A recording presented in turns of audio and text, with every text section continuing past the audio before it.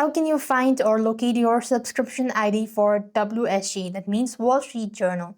In order to find or locate your Wall Street Journal subscription ID or your account number, you could use this following method.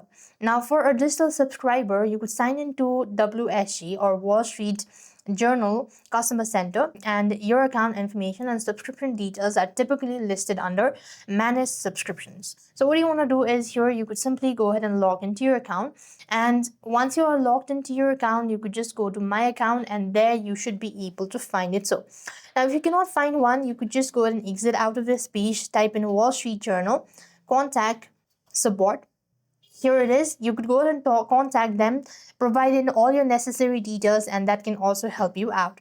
Next, for a physical or a documentation method, for print subscriber, your account number is often printed on the mailing label of your physical newspaper. So your subscription ID is listed on any physical invoice, renewal notice, or digital receipt sent to your email as well.